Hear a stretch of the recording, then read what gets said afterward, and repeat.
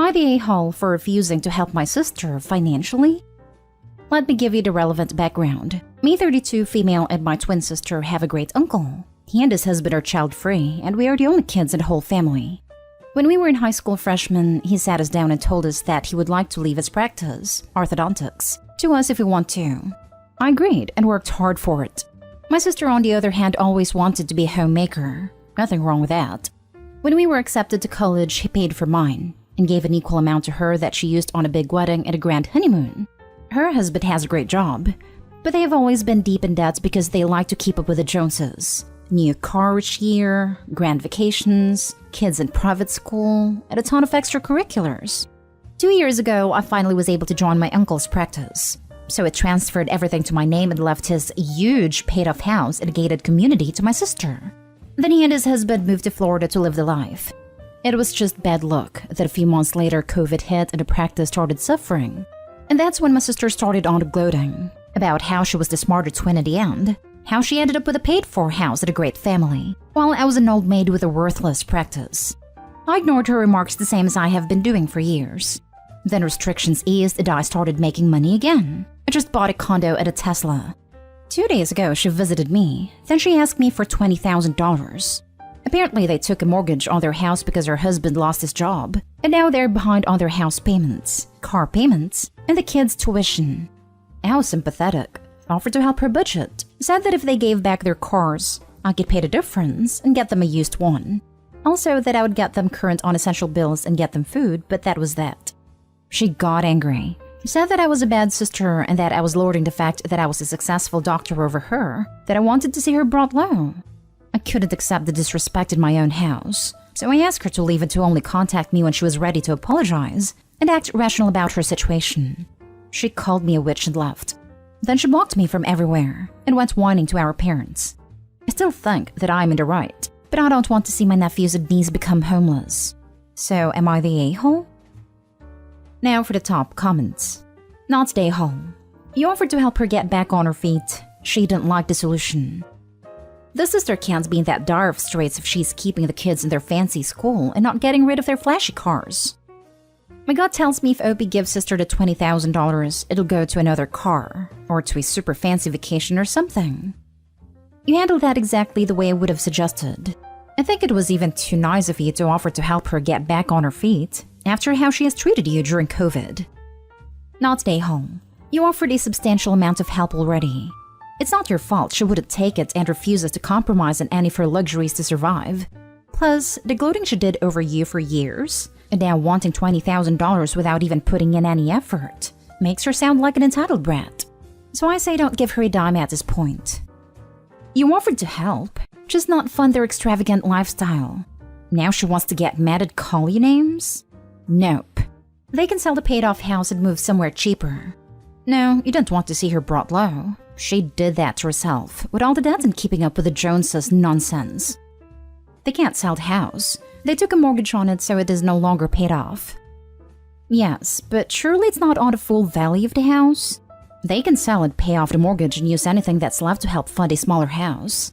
She's clearly not that smart if she has allowed herself to get into this situation. I wouldn't even dare suggest it. She would frame it as me wanting her to lose her side of the deal.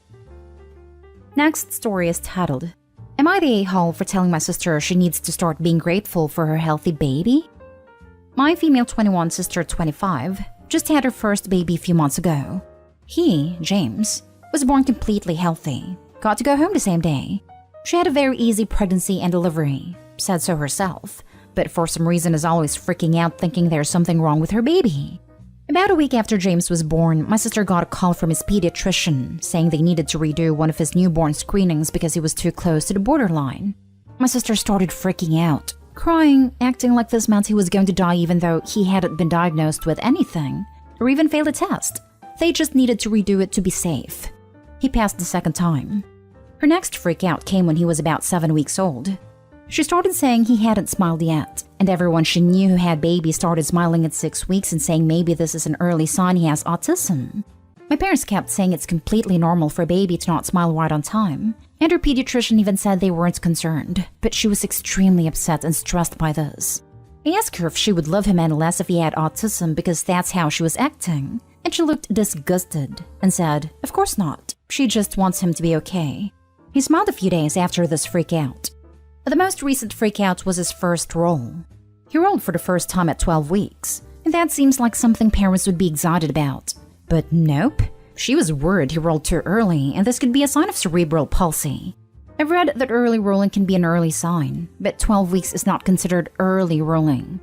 I was finally fed up with this, and told her she's so lucky to have such a healthy baby, and some people would do anything to be as lucky as her, and she needs to stop freaking out and be grateful. I told her it is starting to look like she wants there to be something wrong with him. She just said something like, "Okay, sorry, I won't talk about my health concerns anymore. It has been very distant since." I recently found out she made a new family group chat without me in it, where she sends pictures and updates on him, and it's making me wonder if I went too far and hurt her feelings. Am I the a-hole? You're the a-hole. She's a new mother, and it's showing. You, on the other hand, clearly have a problem if you can't tell why your words would hurt her. You were mean and nasty. I bet if the OP decides to have a child, she will be just as anxious. I imagine most new parents are like that, discussing worries with their family. Can confirm. I remember crying because my daughter had a hangnail the day I had to go back to work. She is understandably stressed about health scares, and most of these are legit health scares. The reasonable things to address overreaction would be to suggest that she seems really anxious, and maybe she should talk further with her pediatrician about when to be concerned or speak with a counselor. Not just tell her to be grateful when she's trying to sort out legit concerns from doctors providing the required standard of care. Most of these are legit health scares. Smiling a little later and rolling a little earlier than your friend's babies are not legit health scares. This is way beyond normal new parent anxiety in my view.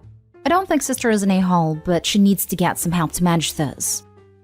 Of course your sister is overreacting a little, but she's a first-time parent and is understandably anxious about making sure her child is healthy.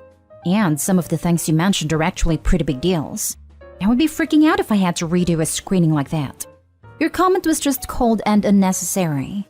And removing you from the loop about baby stuff is logical. You've made it clear you don't care about the details of what's happening with the baby, so why would she continue to copy you on her updates to the rest of the family?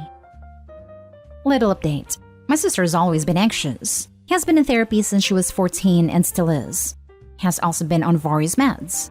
I guess I'm mostly just frustrated because she seems to have an ideal life and doesn't seem appreciative. She has an extremely supportive husband. They own a house. She gets to be a stay-at-home mom. Got pregnant her first try. But now after reading some of these replies, I realize I didn't really think about her hormones. And she's probably just wanting reassurance and someone to tell her everything be okay. I will apologize, but I'm gonna give it a bit so she can cool off. Next story. Am I the a-hole for reminding my half-sister of my existence? As context for this tale, you need to know that I come from a mid-sized town in the Bible Belt, and, well, things here work a little bit different. Like 1950s different. I, 17 female, am the bastard daughter of one of the town's big daddies, conceived in an affair he had with mom, while his wife was pregnant. This was scandalous when it became public, but southern men are prideful, and while daddy has never been too involved in my life, he gave me his last name and occasionally visits to see that I'm not becoming a lesbo-punk.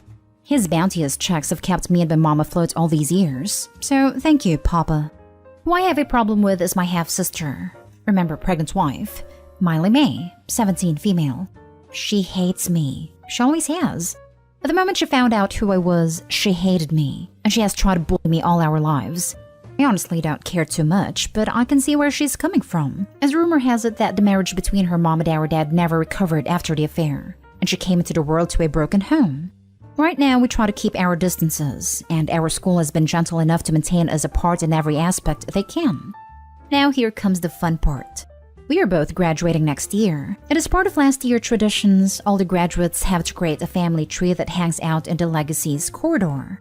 I mean, basically all of us are descendants of previous students up to 5 generations, if not more, and the point is showing the compromise with excellence our families have, or something like that. In my tree, I obviously included Dad's side.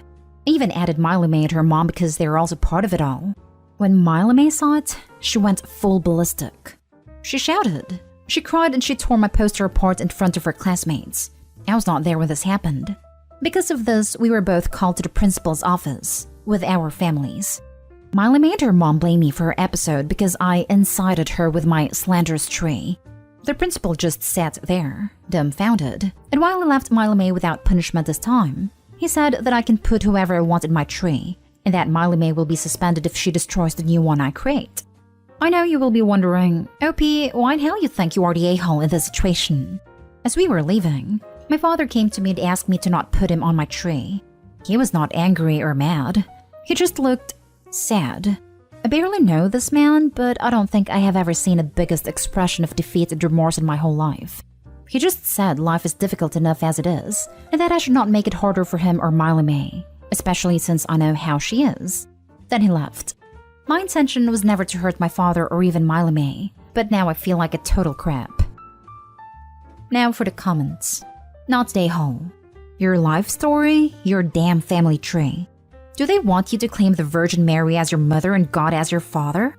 Edit. There are many snarky ways to not technically include them, but paint a picture clearly enough since it sounds like who is related to who is well known enough around town, if you are so inclined. Like putting a picture of Voldemort and writing, "He who shall not be named" for your father, and Hannah Montana for your half-sister. If your father did not want to be featured in a family tree other than the one for his legitimate children, he shouldn't have slept with someone he wasn't married to. Full stop. And he should have shut this thing with Miley May down when it started happening, not let her get to the point where she's destroying your property in public. You bear no blame for the situation. This. 100% this. This is your story, OP. Your story and Miley May's stories intertwined because of your dad's choices, but you were meant to be here for a reason, as was she. I can't imagine it has been easy going to school with her though now, but it doesn't sound like it was you who created the drama. Sounds like it was her fueled by her mom. Your dad is the major a-hole for not shutting this behavior down in 1st/2nd grade. But Miley May should be past this enough at this point, that it shouldn't be emotional enough of an issue to have that kind of a tantrum. I'm sure it is well known in your school and community that you share a dad. I'd recreate the tree exactly as it was before. Walk into class with dignity and hand it in, and then wink at her. That's it. Just a wink.